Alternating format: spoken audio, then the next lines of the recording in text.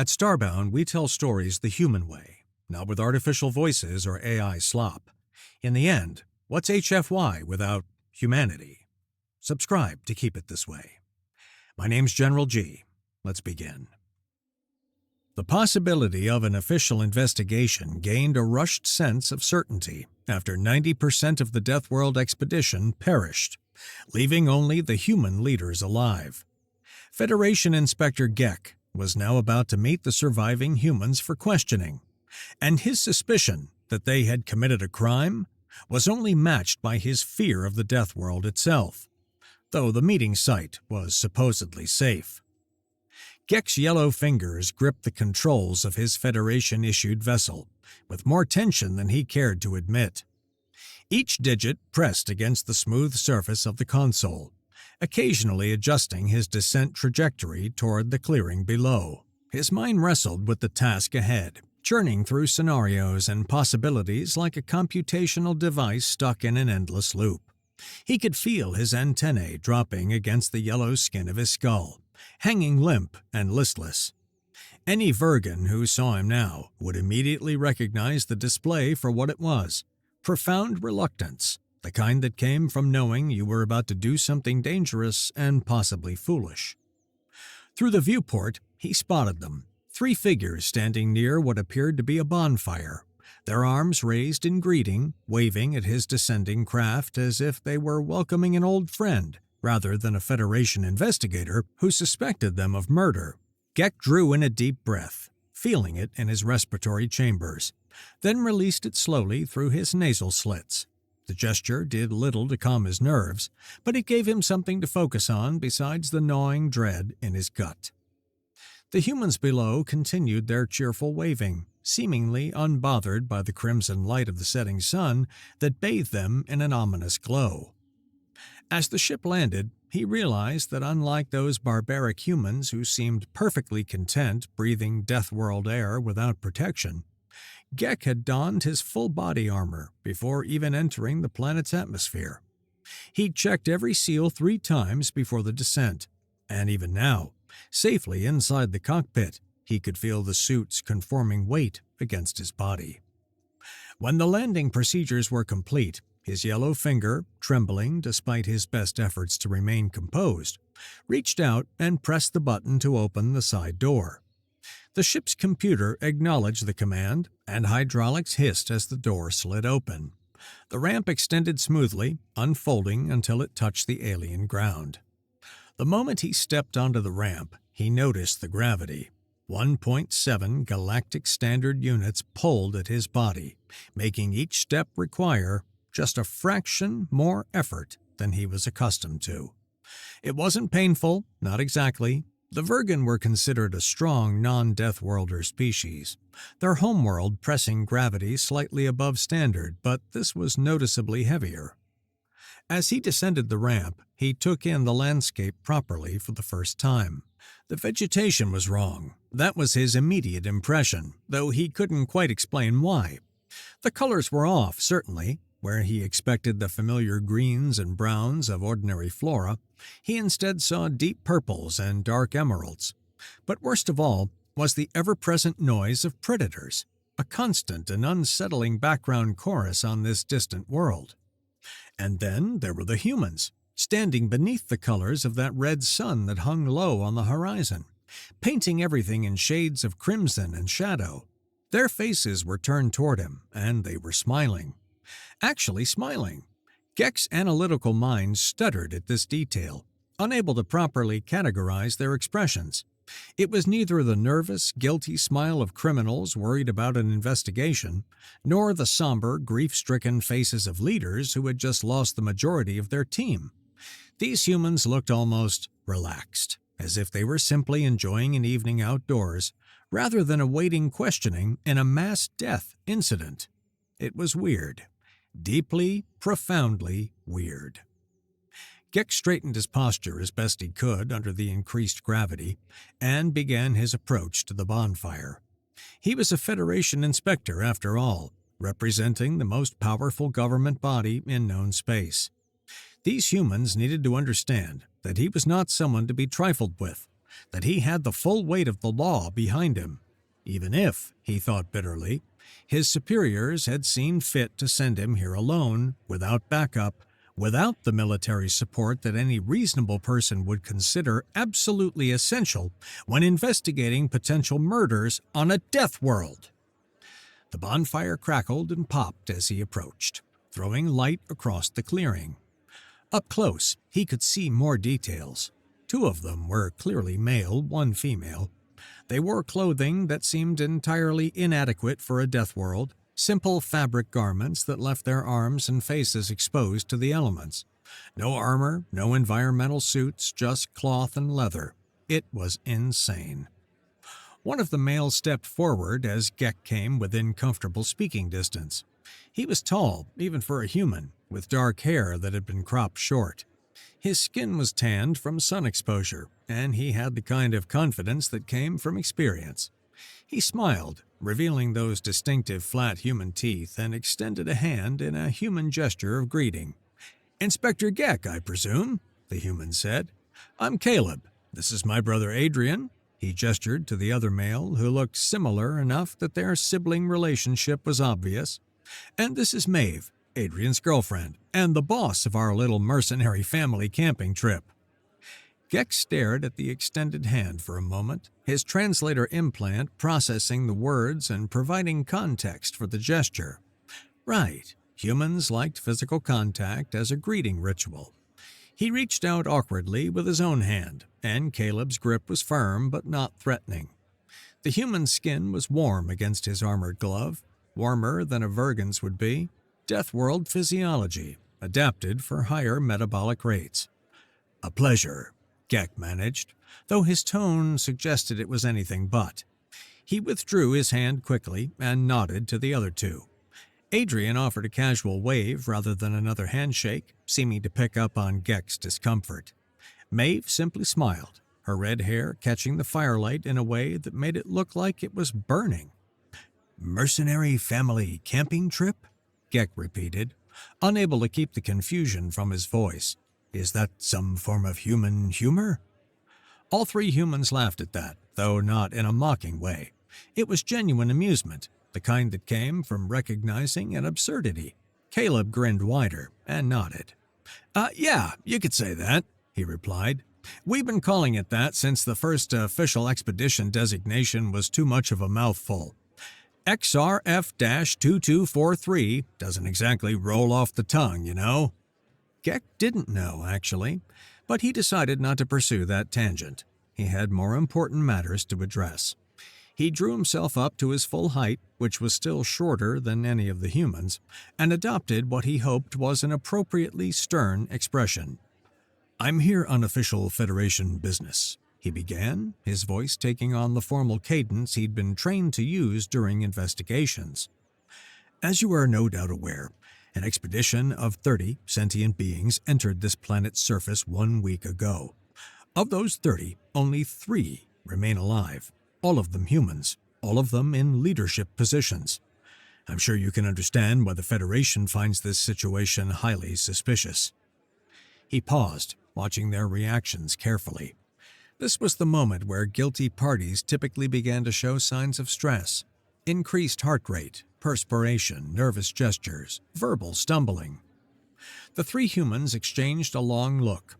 Not nervous glances, but a genuine moment of silent communication. The kind that people who knew each other well could share without words. Adrian raised an eyebrow at Caleb. Maeve tilted her head slightly toward the inspector. Caleb's expression shifted from amusement to something more serious, though not fearful, just thoughtful. Gek felt a small surge of satisfaction. Perhaps his direct approach had put them on the defensive. Perhaps now they would reveal something useful, some crack in their story that he could leverage into a confession.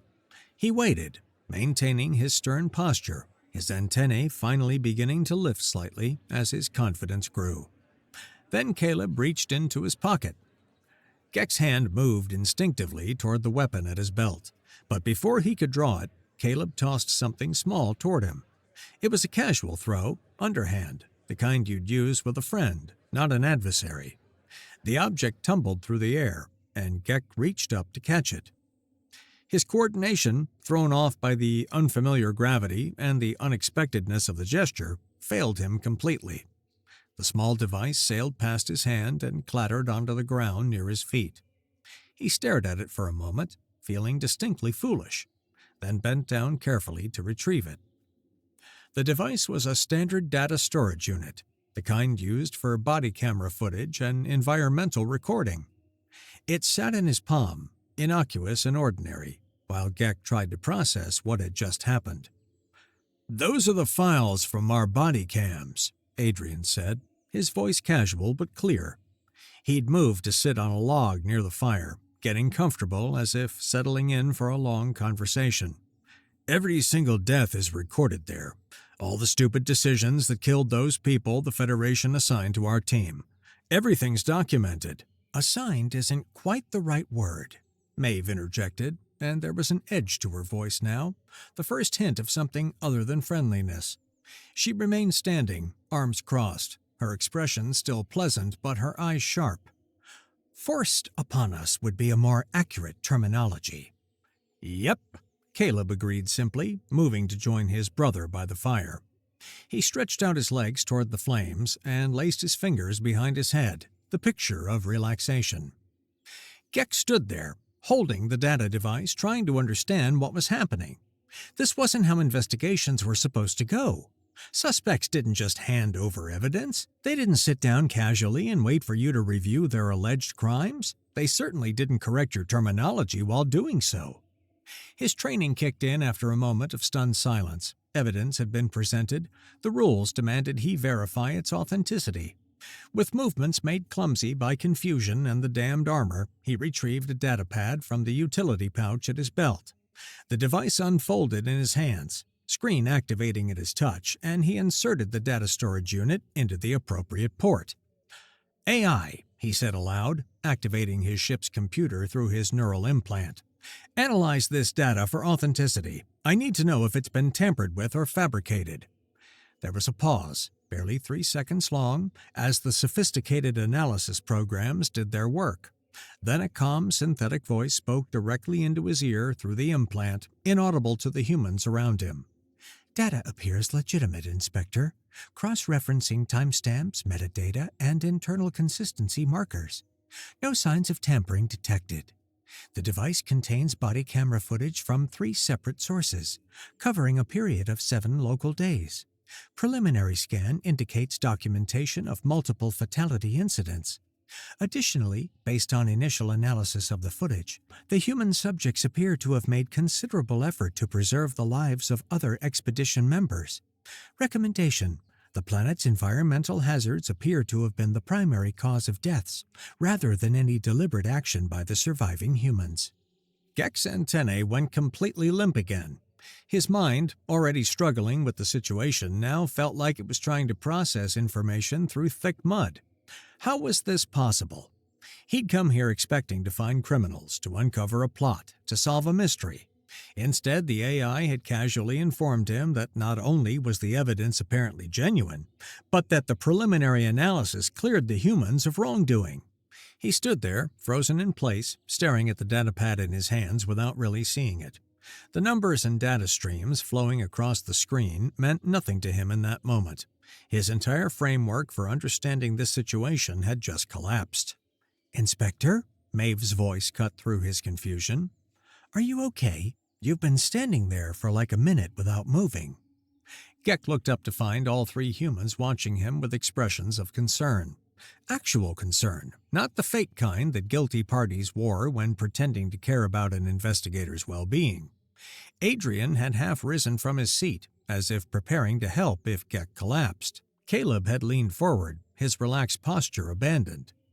Gek started, then stopped. His voice sounded strange even to himself, distant and confused. "The AI has analyzed the data. It says the footage is legitimate, that the planet itself was too hostile for the rest of the expedition members." The 3 humans exchanged another of those silent looks. This time, all 3 of them frowned simultaneously, and Gek watched as Maeve shook her head slowly. "We don't entirely agree with that assessment," she said carefully, choosing her words with obvious thought. It wasn't just the planet. Oh? Gek found himself genuinely curious now, the investigator in him momentarily overriding his confusion. Stupidity, Maeve stated flatly. I blame it on stupidity, greed, and what was the word for that last one? She turned to Adrian with a questioning look. Pride. Adrian supplied without hesitation, nodding in agreement. Yeah, those three things. The planet's dangerous, sure, but it's not randomly murderous. Everything here follows rules. If you understand the rules and respect them, you can survive just fine. If you don't, Caleb added with a shrug, well, you saw the casualty list. Something shifted in Gek's mind at those words. For the first time since arriving on this Deathworld, he felt his suspicions truly beginning to fade. These humans hadn't committed any crime. The certainty of that settled over him at once. They were being straightforward, almost aggressively honest, and their explanation actually made a terrible kind of sense. He still needed to understand what had happened here, needed the details for his report, but the fear he'd felt toward the humans themselves was evaporating, replaced by simple professional curiosity. And he realized with some surprise, actual curiosity. He wanted to know what had really happened here, not just for the report, though that was important, but because this was genuinely fascinating in a horrifying sort of way. Would you... He hesitated, then pushed forward. Would you be willing to go over the details of the deaths with me? I need to complete my report, and I think understanding what actually happened would be beneficial for everyone involved. Of course, Caleb said immediately, and his brother nodded agreement. We're happy to help. Here, why don't you sit down? He gestured to a spot near the fire, between two logs that had been positioned as makeshift benches. The invitation was so casual, so non-threatening that Gek found himself moving to accept before he'd consciously decided to do so. The awkwardness that had hung over their initial meeting seemed to dissolve as he settled into the log, feeling the warmth of the fire against his armor's external plating.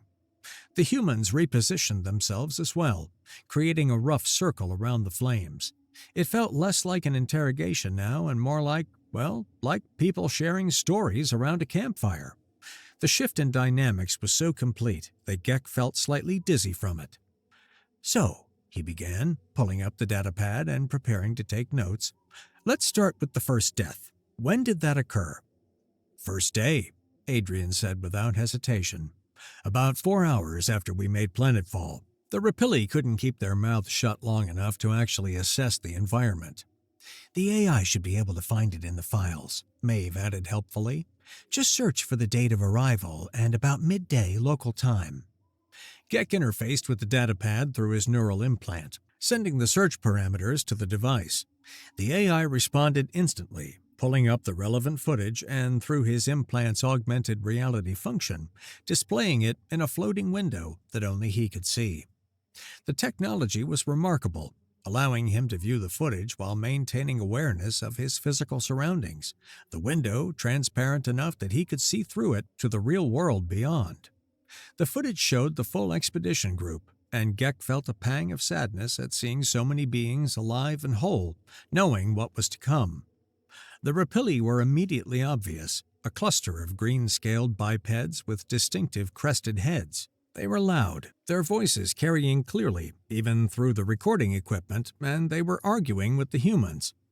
The scene was set in what looked like a jungle much denser and more hostile than the relatively open clearing where Gek currently sat. Massive trees loomed overhead, their trunks easily 30 meters around, and the undergrowth was thick enough that visibility was limited to perhaps 10 meters in any direction. Strange sounds echoed through the canopy, none of them remotely comforting. "This is exactly the problem with this entire expedition," one of the Rapilli was saying, his scales flaring with agitation. "The Federation, in its infinite wisdom, decided that simple-minded Deathworlders would make appropriate leaders? It is an insult to every civilized species represented here." Gek paused the playback and looked at the humans. What was this about? Caleb sighed, his expression suggesting he'd rehashed this story many times already. That's about 120 kilometers from our current position. We made landfall without incident, established a base camp, and were preparing to begin the initial survey routes. The Rapilli, led by that charming fellow you just heard, decided that this was the perfect time to challenge the command structure. They spent about 2 hours arguing, Adrian continued, his tone suggesting this had been extremely tedious. Not just with us, but with each other, with the Aviri, with the Furlar. They were absolutely convinced that a primitive species like humanity shouldn't be in charge, that they would be much better suited to leadership. And we told them fine, Maeve said, spreading her hands in a gesture of resignation. We told them that if they felt that strongly about it, they could lead. We'd follow their directions, take their route suggestions, let them make all the tactical decisions. We even said it in writing and had everyone sign off on it. Gek's antennae lifted slightly in surprise. You surrendered command? Temporarily, Caleb corrected. We figured they needed to learn a lesson about why the Federation picked humans for this job in the first place. Better to let them fail early, when we could still intervene, than have them second-guessing us every step of the way and getting someone killed through insubordination later. That didn't work out quite how we planned, Adrian admitted with a grimace. Gek resumed the playback, fast-forwarding through the argument until he found what he was looking for. There, on the screen, the Rapilli leader was facing off against Adrian and Maeve, all three of them standing over a portable holographic map of the region. The Rapilli was gesturing emphatically at a route that led through what the map labeled as wetlands. Adrian was shaking his head, pointing instead to a longer route that circumnavigated the wet area entirely. "This path is significantly shorter," the Rapilli insisted. "We can make up for lost time and—" "That path goes through a swamp system," Adrian interrupted, his voice level but firm. "Wetland is no good. I strongly recommend we take the longer route." "Scared of a little water, Deathworlder?" another Rapilli chimed in, and several of them made a hissing sound that Gek's translator identified as laughter. The argument continued for another minute, but the outcome was never in doubt.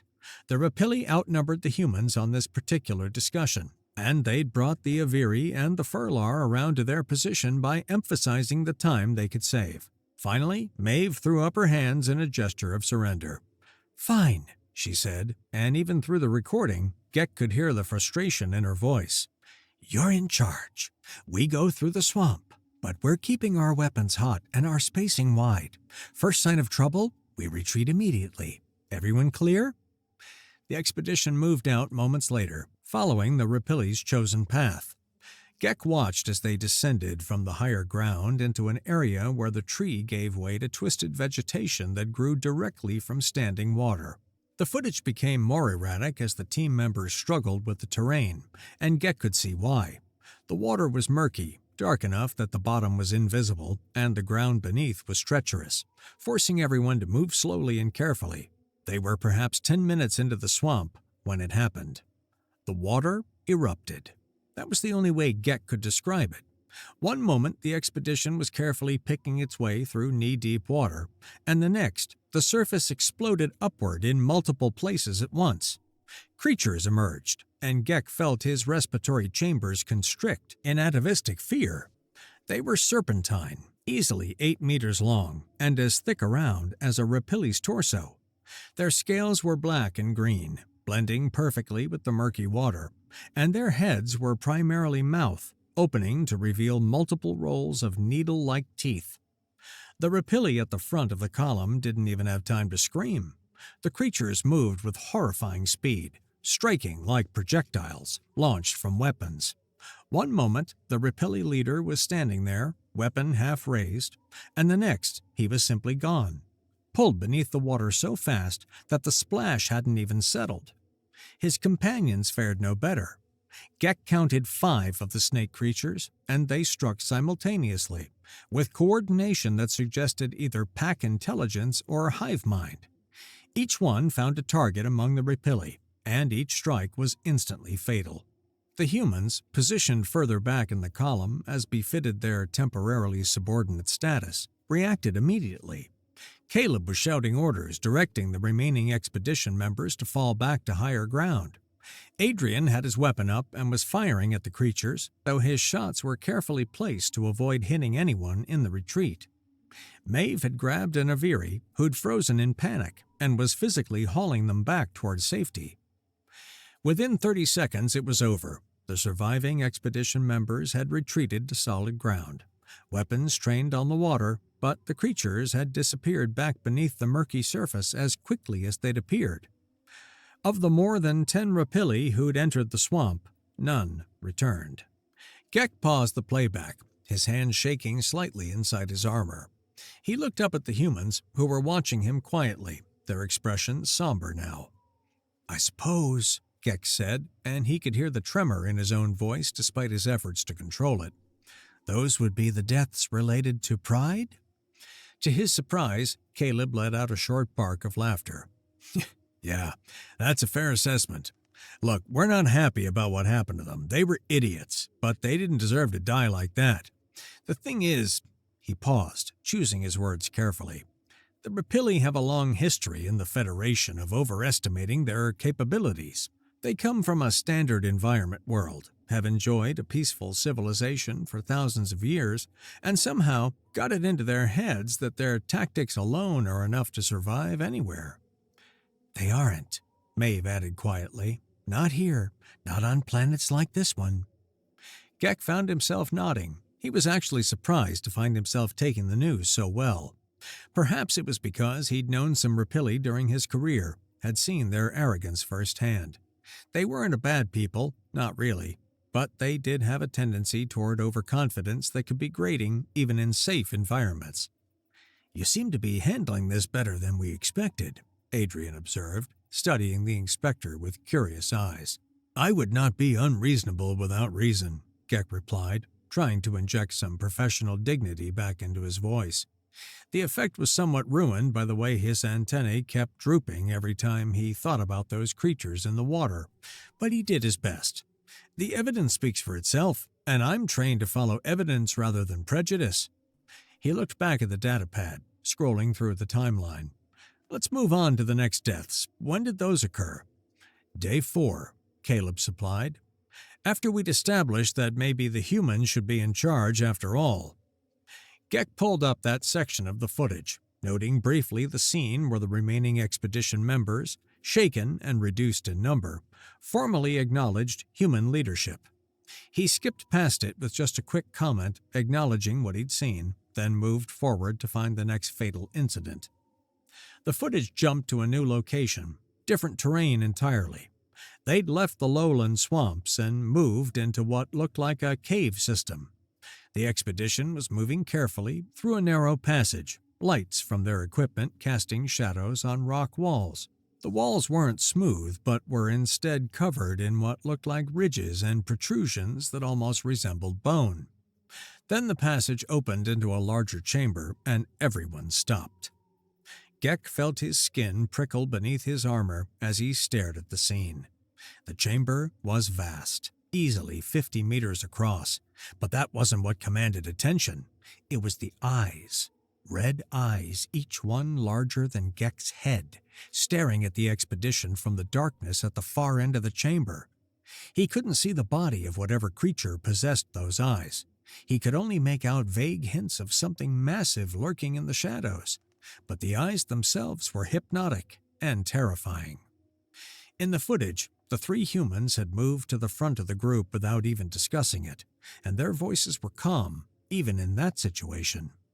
"Everyone stop moving," Maeve commanded, her voice cutting through the beginning whispers of panic from the other species. "Right now! Freeze where you are!" "Weapons ready, but do not fire unless I give the order," Caleb added, his own weapon trained toward the darkness.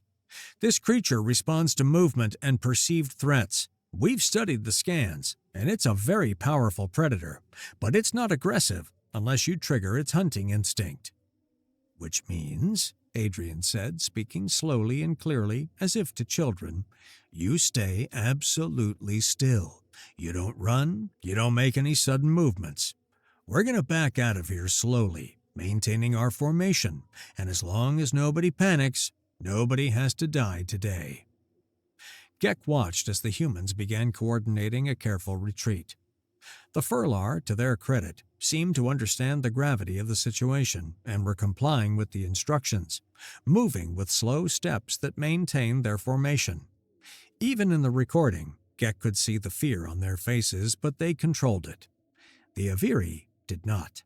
They were bird-like beings with wings that folded against their backs, and light bone structure that made them excellent flyers in standard gravity. They were also, Gek realized with growing dread, about to do something catastrophically stupid. He watched as the 10 remaining Aviri began exchanging rapid clicks and whistles in their own language, a communication method fast enough that even his translator struggled to keep up. Then, as if they'd reached a collective decision, their wings snapped open in unison. "No!" All 3 humans shouted simultaneously, but it was too late. The Aviri launched themselves into the air, their powerful wings carrying them toward the chamber entrance with impressive speed. They were abandoning the rest of the expedition, trying to fly to safety while leaving everyone else behind to face whatever lurked in those shadows. The creature in the darkness moved. Tentacles erupted from the shadows where the eyes had been watching, and Gek's mind struggled to process what he was seeing. They were long, easily 20 meters when fully extended, and covered in suckers that glistened wetly in the light from the expedition's equipment. But what made them truly horrifying was their speed. They moved like whips, like living projectiles, crossing the chamber in less than a second. The tentacles grabbed the Aviri mid-flight. One moment the bird-like beings were fleeing toward freedom, and the next they were wrapped in coils of alien flesh that dragged them backward into the darkness. The Aviri screamed, a sound that Gek's translator rendered as pure terror, and he watched as the humans and Furlar opened fire on the tentacles and the body they now knew was attached to them. The creature recoiled, pulling back into its darkness, and Gek caught only the briefest glimpse of its body. Something massive and roughly spherical, with the tentacles emerging from one end and those terrible red eyes set into what might have been a head or might have been something else entirely. Then it was gone, retreated into some deeper chamber or tunnel system, taking all the Aviri with it. The screaming stopped abruptly, and the silence that followed was somehow worse. Gek paused the playback again, his hands clenched tight around the datapad. He forced himself to look at the humans who were watching him with understanding expressions. "Those were the stupid ones?" he managed to ask, though his voice came out higher pitched than he intended. "They acted like prey," Caleb confirmed with a nod. "That thing is an ambush predator. It waits in dark spaces and grabs anything that moves wrong. As long as you back away slowly, showing you're aware of it but not threatening it, it leaves you alone. It's patient enough to wait for actual prey rather than taking risks with potentially dangerous targets." "But the Aviri flew," Adrian continued, spreading his hands in a gesture of helplessness. "From the creature's perspective, they probably looked like prey animals fleeing. It did exactly what its instincts told it to do." "That thing," Gek paused, swallowing hard. "That creature is terrifying. I'm impressed that you humans can survive here without fear."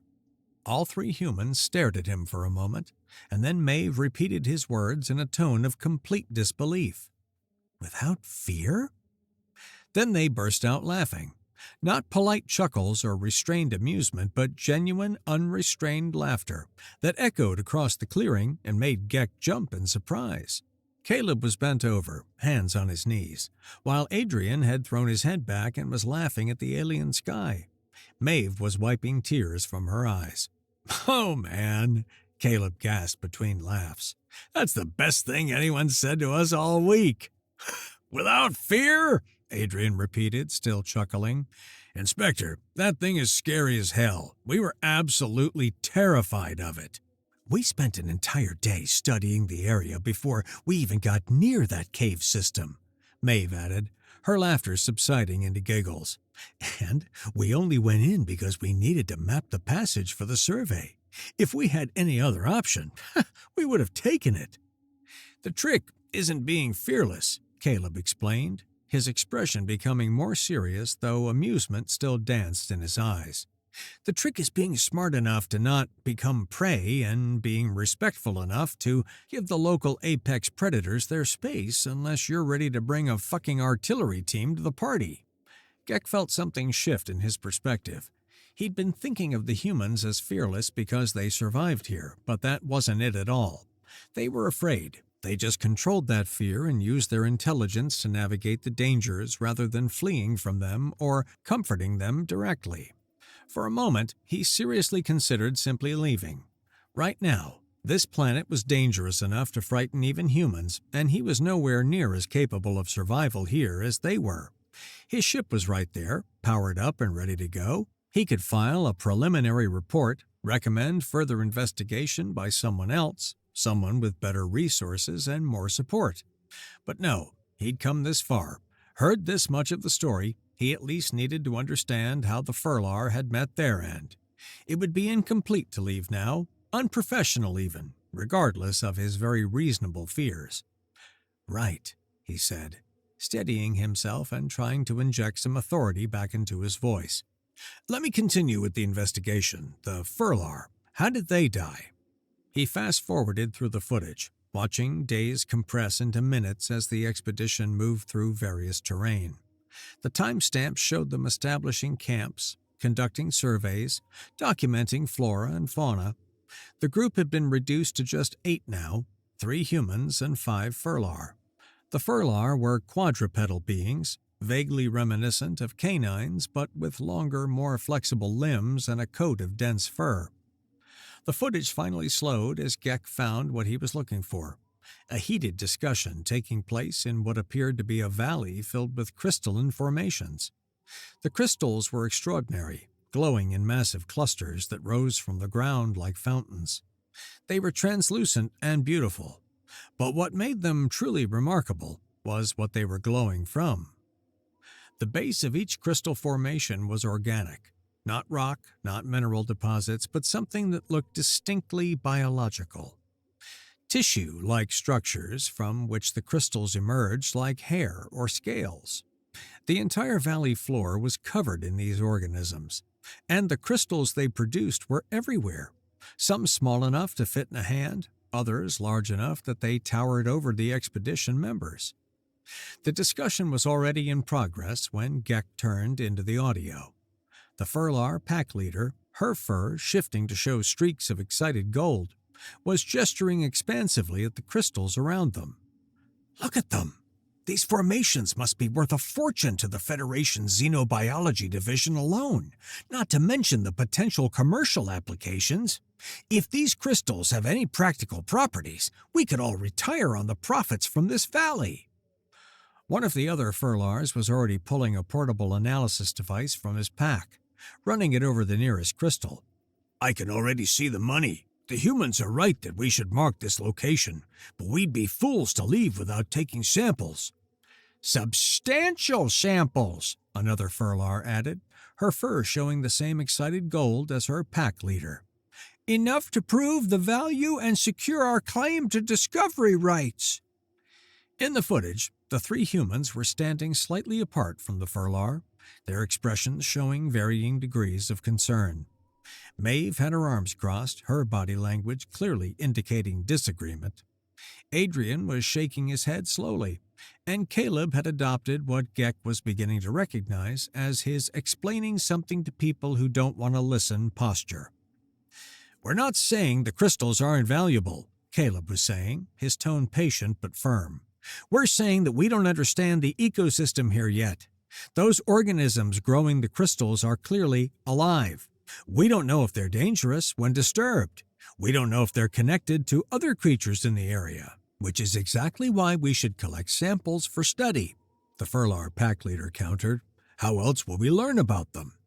"Small samples," Maeve emphasized, holding up her fingers to indicate size. "A few crystals properly documented. We marked the valley coordinates we noted in our report, and the Federation can send a proper xenobiology team to conduct detailed studies. That's the right way to handle this." And it's the way that leaves all the profit to some Federation research team who'll take credit for our discovery, one of the younger Fular muttered, loud enough for everyone to hear. What we're suggesting, Adrian said, and there was an edge to his voice now, frustration creeping in, is that we don't know what will happen if we start harvesting these crystals in bulk. But the Furlar weren't listening anymore. Their fur was showing more and more gold, the color of excitement and determination in their species, and they were already beginning to pull out harvesting equipment. The pack leader turned to the humans with an expression that Gek's translator interpreted as polite dismissal. We appreciate your concern, but we believe the risk is acceptable. Gek watched as the humans exchanged looks of frustration and resignation. They clearly knew this was a bad idea, but just as clearly they weren't going to physically stop the Furlar from making their own choices. After a brief whispered conference, Caleb stepped forward. Fine, he said, and his tone indicated it was anything but fine. But we're not helping you harvest. We're going to maintain a perimeter watch and be ready to extract if something goes wrong. And when you head to the extraction point, we're not going with you. You're welcome to your caution, the pack leader replied, already turning away to direct her people in the harvesting operation. We'll see you back at the ship with our fortune. The footage showed the next hour in fast forward. The Furlar working with impressive speed to cut and package crystals, filling their backpacks with as much as they could carry. The humans maintained a watch position at the valley entrance, weapons ready, scanning the surrounding area constantly. Nothing attacked, nothing even approached. The crystal organisms didn't react to being cut, didn't show any signs of distress or defensive capability. Finally, the Furlar were done, each one carrying a pack loaded with crystals that had to weigh at least 20 kilos. They made their farewells to the humans, exchanged coordinates for a future meeting, and set off toward the extraction point at a steady pace, their fur showing satisfied orange now that they'd gotten their way. The humans watched them go, and even through the recording, Gek could see the concern on their faces. Maeve said something that the audio didn't quite catch, and Caleb responded with a shake of his head. Then they began breaking down their own camp, moving in a different direction entirely. Gek stopped the playback and looked up at the humans around the bonfire. The night had fully fallen now. Somewhere in the darkness beyond the fire's light, he could hear the sounds of the alien jungle, hoots and calls and rustlings that made his antennae move nervously. Let me guess, he said, and he was proud that his voice came out steady despite his unease. They mined the crystals, returned alone to the extraction point, and something killed them before they could leave. Adrian's expression showed something like respect at Gek's deduction. Spot on, Inspector. We found their bodies 2 days later when they failed to check in at the rendezvous time. Whatever got them, it was fast. They'd dropped their packs and tried to run, but they didn't make it any more than 5 meters. The crystals were still in their backpacks, right where they'd fallen. We still don't know exactly what killed them, Caleb admitted, his voice thoughtful. We found tracks, but nothing that matched any creature we'd encountered before. Big, though. Whatever it was big and fast. Greed, Maeve said simply, her single word a complete epitaph for the Furlar. Gek found himself nodding slowly, the pieces all coming together now. Pride, stupidity, and greed. Those were the real killers on this expedition, not the humans, not even the planet itself, really. The planet was dangerous, yes, but it was predictably dangerous. It followed rules. The humans had understood that, had tried to teach it to the others, and the others had died because they refused to learn. A sound from the darkness beyond the firelight made Gek jump, his hand moving instinctively toward his weapon. It was a low, rumbling call, deep enough that he felt it in his chest even through his armor. Something answered it from a different direction, and then something else from a third direction. The sounds were triangulating, coordinating, and Gek's prey instincts were screaming at him that he was surrounded by predators. Those are just the local herbivores, Caleb said casually, apparently noticing Gek's alarm. They make noise like that to keep in contact with their herd. It sounds scary, but they're actually pretty docile, unless you get between a mother and her young. Just the herbivores? Gek repeated faintly, his mind struggling with the idea that something that sounded so terrifying could be a plant eater. He looked around at the darkness, at the alien jungle that surrounded them, and realized he had everything he needed now. The evidence was clear, irrefutable. No crime had been committed here, just tragedy born from the fatal flaws of those who died. "I have everything I need for my report," Gek announced, standing up from the log with perhaps more haste than was strictly dignified. "I'll be returning to my ship. I would strongly advise you to do the same. This planet is clearly too dangerous for any sapient species to remain on." He paused, then added, "I could even help you break your contract with the Federation. Given the circumstances, I believe I can make a strong case that requiring you to complete this mission would be unethical." The three humans looked at each other, and then, to Gek's complete bewilderment, they started laughing. "That's very kind of you, Inspector," Maeve managed between chuckles. "But we're planning to finish the survey. We still have that valley to explore properly." "This place is actually kind of nice," Caleb added with a grin. "Earth isn't much of a challenge for humanity anymore. Here you have to actually pay attention. It's refreshing." "Besides," Adrian said, his expression becoming more serious, "we've got a very good notion of what eats what around here now. We'll be fine." Gek stared at them, unable to comprehend their decision. "You can't be serious. This planet killed everyone else." "We're serious," Maeve assured him, "and we're not going to die. We know what we're doing." Gek realized then that he couldn't stop them, couldn't make them see reason. These humans belonged here in a way he never could. They understood this world's dangers and respected them without fearing them. Finally, defeated, he simply nodded and began walking back to his ship. The ramp extended at his approach, and he climbed aboard without looking back. As the ship lifted off, he caught one last glimpse of the three humans through his viewport, waving goodbye from below, their faces illuminated by firelight. As his ship ascended and the planet fell away beneath him, Gek found himself thinking about how he would explain this to the affected species. How did you tell proud civilizations that their people had died from their own flaws? That the humans they'd suspected were actually the only ones who'd tried to save them?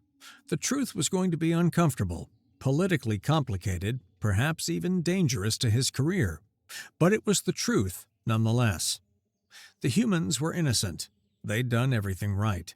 And the others had died anyway, killed by pride, stupidity, and greed on a planet that punished such failings without mercy.